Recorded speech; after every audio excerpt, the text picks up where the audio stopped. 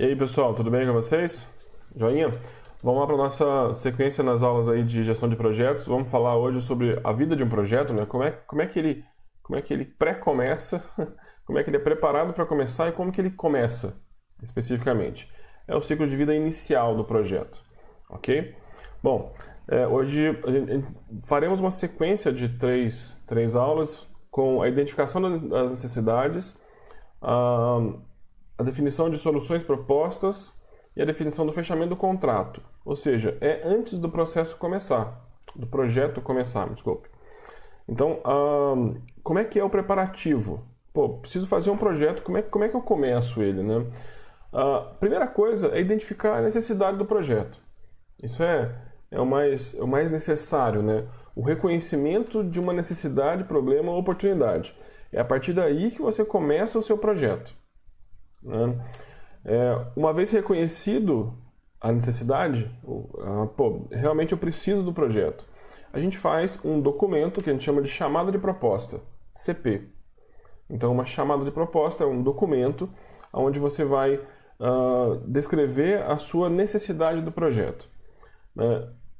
Dentro da chamada de proposta, você tem que deixar claro que o projeto gera valor agregado para o cliente, ou seja, você não vai fazer um projeto que não resolva um problema de um cliente, né?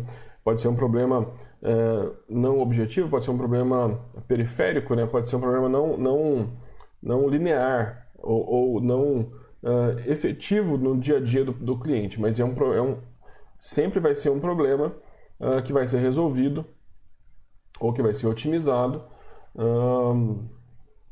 para o seu cliente. Tem que gerar valor agregado para o cliente de alguma forma, né? E na chamada de proposta você tem que deixar definido claramente o objetivo do projeto. É um documento. É uma coisa que a gente vai fazer muito na nossa disciplina, assim, ó. Gestão de projetos, você tem que entender os conceitos de gestão de projetos, mas as materializações que tem em gestão de projetos quase sempre são documentos, normas, regras que você precisa produzir e distribuir para os seus pares dentro da sua organização para você conseguir conduzir projetos de maneira mais efetiva. É exatamente isso que a gente está entendendo. Quais são os documentos a serem produzidos e quais são as estruturas desses documentos. Olha só, a chamada de proposta pode ser feita internamente ou externamente. Quando ela é interna, é quando um setor da empresa demanda uma necessidade para o PMO, né? Que o PMO é o escritório de projetos, né? É o Project Manager Officer, que é o PMO. PMO, PMO, o escritório de projetos, né? Então pensa assim, ó, imagina você está na empresa, e essa empresa tem 15 setores diferentes, e tem um setor lá, o setor setor de manutenção elétrica, o pessoal da elétrica lá, por exemplo. Eles precisam da execução de um projeto, por exemplo, de reestruturação da parte elétrica de uma certa região da empresa, certo? Esse setor pede internamente ou cria em parceria com o PMO, né, uma proposta de projeto, uma chamada de proposta, na verdade, né? E a partir daí o projeto começa a começar. Essa cara que é um passo antes. Quando é externo, né, a empresa ou o setor contrata uma consultoria de gestão de projetos externa. Ah, não, eu não tenho o PMO aqui, eu não tenho um gestor de projetos aqui, então eu vou contratar uma pessoa externa, uma empresa de consultoria externa, para poder gerenciar meu projeto. Ok? Então pode ser esses dois tipos. Bom, basicamente, numa chamada de proposta, eu tenho que ter esses itens. Então, olha só, um documento que a gente vai ter que criar com esses itens, minimamente. Podem ter mais, podem ser diferentes um pouco, mas eu tenho que ter esses itens minimamente. Eu tenho que ter os objetivos que eu quero da minha chamada de proposta. Eu tenho que ter uma especificação de serviços, quais são os serviços a serem entregues. Eu tenho os requisitos, quais são os requisitos que eu vou avaliar para saber se ficou bom ou se for ruim. Eu tenho que ter os entregáveis, né, definir as minhas entregas ou deliverables, né, que são os meus itens entregáveis, o que realmente vai ser entregue daquele projeto. eu tenho que definir quais são os itens disponíveis de contrato, ou para o contrato, né? Então, quando eu faço uma chamada de proposta, eu tenho que definir e falar assim, ó, terei, por exemplo, um colaborador de cada setor disponível para esse projeto. Faria a disponibilização de um computador, ou de uma máquina, ou de um horário na linha de produção. Enfim, eu defino quais são os itens daquele contrato, por exemplo, né, para poder ajudar na condução do projeto. Datas e cronogramas, uma especificação de datas e cronogramas, prévia ainda, né? Condições de pagamento, como é que você vai desenvolver o pagamento daquele projeto. E as definições de critérios de especificação. Basicamente assim, critério de especificação é como você vai avaliar se deu certo ou se deu errado. As entregas e os requisitos. Uma vez definidos os requisitos, como é que você define critérios para especificar esse projeto. Olha só, esse documento não necessariamente é feito não necessariamente é feito pelo gestor de projeto.